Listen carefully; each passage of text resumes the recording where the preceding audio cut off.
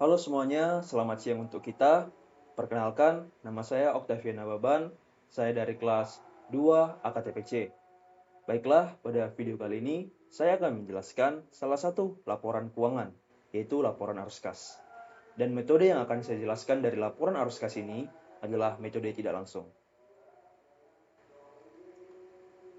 Berikut akan saya jelaskan pada video kali ini. Yang pertama, menjelaskan pengertian laporan arus kas. Yang kedua, menjelaskan komponen laporan arus kas. Yang ketiga, menjelaskan metode penyusunan, metode langsung, dan juga metode tidak langsung. Yang keempat, menjelaskan konsep metode tidak langsung. Yang kelima, menjelaskan penyusunan laba bersih. Yang keenam, menjelaskan format dan contoh lengkap. Yang ketujuh, menjelaskan kelebihan dan kekurangan laporan arus kas metode tidak langsung. Yang kedelapan, menganalisis dan menginterpretasi laporan arus kas metode tidak langsung. Pertama, saya akan menjelaskan pengertian laporan arus kas. Laporan arus kas atau statement cash flow adalah laporan keuangan yang menyajikan informasi tentang penerimaan dan pengeluaran kas suatu entitas selama periode tertentu, serta memberikan gambaran tentang kemampuan perusahaan dalam menghasilkan kas. Berikut saya cantumkan dasar hukum, tujuan utama, dan manfaat dari laporan arus kas. Di sini saya telah cantumkan dasar hukum. Tujuan utamanya menilai kemampuan kas, menilai kebutuhan eksternal, menjelaskan perbedaan laba dan kas, serta menjadi dasar keputusan investasi.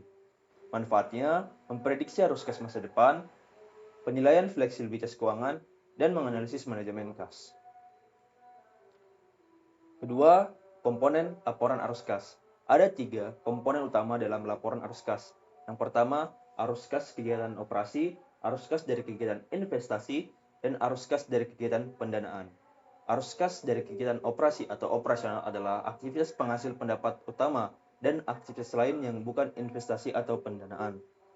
Yang kedua, laporan arus kas investasi dari kegiatan investasi adalah aktivitas perolehan dan pelepasan aset jangka panjang serta investasi lainnya.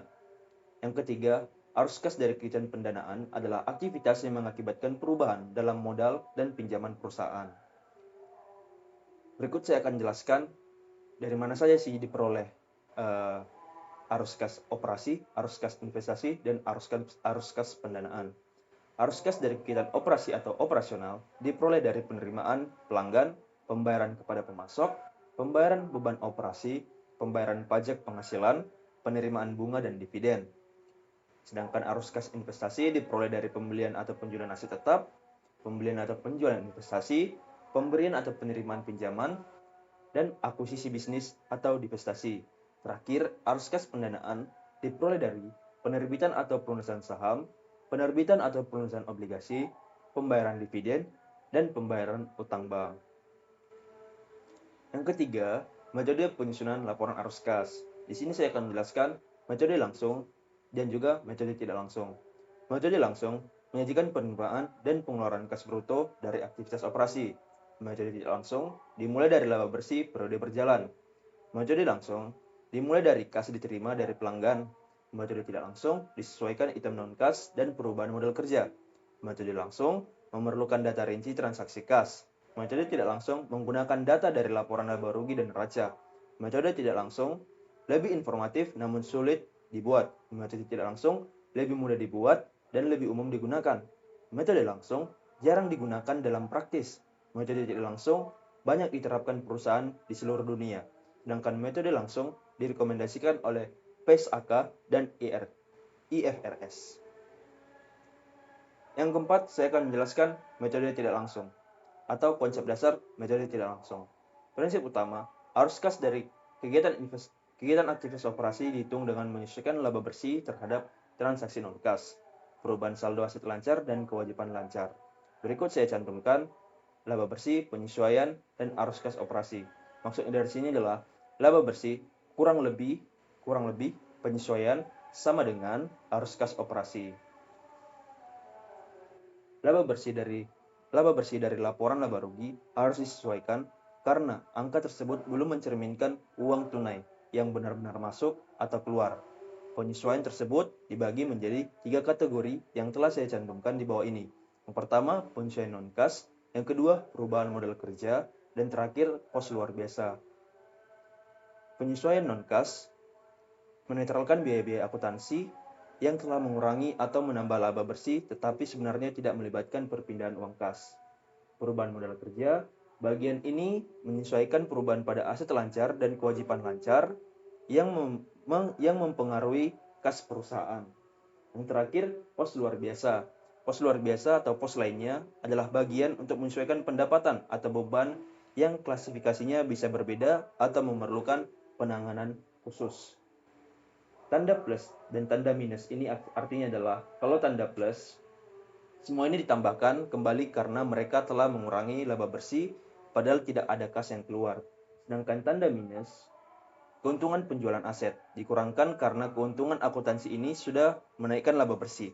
Padahal uang yang ada di kasnya nanti akan dicatat penuh di bagian aktivitas investasi, bukan di operasi. Bagian plus di perubahan modal kerja. Jika tandanya plus, berarti perusahaan menunda pembayaran sehingga kas operasional bertambah atau aman. Sedangkan tanda minus berarti uang kas tetap bertahan. Di pos luar biasa, keuntungan atau kerugian investasi. Pos luar biasa bisa bertambah atau berkurang tergantung jenis transaksi. Terus yang ketiga ada pendapatan bunga dan dividen jika diklasifikasikan operasi. Yang keempat beban pajak tangguhan. Yang kelima adalah beban bunga. Yang kelima, penyesuaian laba bersih. Di sini saya telah membuat tabel dari penyesuaian laba bersih. Untuk penyesuaiannya ada akun beban penyesuaian dan amortisasi. Efeknya pada arus kas bertambah karena beban non-kas sudah dikurangkan dari laba tetapi tidak mengurangi kas. Kerugian penjualan aset tetap menjadi menambah di laporan arus kas karena non-kas sudah mengurangi laba namun bukan arus kas operasi. Yang ketiga, keuntungan penjualan aset tetap. Efek pada arus kas dikurang karena sudah menambah laba, namun arus kas masuk termasuk aktivitas investasi. Item penyesuaian yang keempat, penurunan piutang usaha menjadi penambah pada arus kas karena piutang turun sama dengan lebih banyak kas diterima dari penjualan. Begitupun seterusnya. Yang keenam, masuk ke format laporan arus kas, metode tidak langsung. Di sini ada format dari laporan arus kas metode tidak langsung. Pertama, kita membuat nama perusahaannya, anggap nama perusahaannya adalah PT ABC, lalu laporan arus kas periode 31 Desember 2020. Contohnya, di sini kita masukkan arus kas dari aktivitas operasi. Di sini ada beban penyusutan, beban amortisasi, kerugian penjualan aset, keuntungan penjualan aset. Perubahan tadi kita menjelaskan ada penyesuaian juga, ada perubahan modal kerja. Lalu kita membuat kas bersih dari kegiatan operasional dari transaksi yang ada di atas. Yang kedua ada arus kas dari kegiatan investasi. Di sini saya mencantumkan ada pembelian aset tetap dan juga penjualan aset tetap. Lalu sama seperti kegiatan operasi kita memasukkan kas bersih dari kegiatan investasi. Yang terakhir ada arus kas dari kegiatan pendanaan. Saya memasukkan penerimaan pinjaman bank dan pembayaran dividen. Sama seperti dua kegiatan sebelumnya, kita memasukkan kas bersih dari aktivitas pendanaan. Di sini saya membuat X karena belum mencantumkan nominal karena saya masih membuat format dari laporan arus kasnya. Lalu terakhir langsung kita memasukkan kenaikan atau penurunan dari kas bersih, lalu masukkan saldo kas awal periode, dan di akhir kita masukkan saldo kas akhir periode. Catatan penting, titik awal selalu mulai dari laba bersih, net income setelah pajak dari laporan laba rugi. Urutan penyesuaiannya, pertama ada non-kas, yang kedua modal kerja, yang ketiga ada pos khusus, seperti slide sebelumnya. Aktivitas investasi atau pendanaan, tetap menggunakan metode langsung atau transaksi kas aktual. Rekonsiliasi, saldo akhir kas harus cocok dengan neraca pada tanggal pelaporan.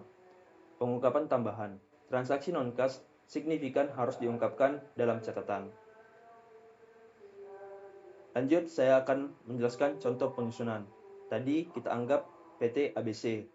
Di sini saya akan memasukkan nominal yang sebelumnya saya cuma memasukkan format. Di sini ada data keuangan, laba bersih, beban penyusutan, amortisasi paten, kenaikan piutang, penurunan persediaan, kenaikan utang usaha, pembelian aset tetap, pinjaman bank baru, pembayaran dividen, dan saldo kas awal.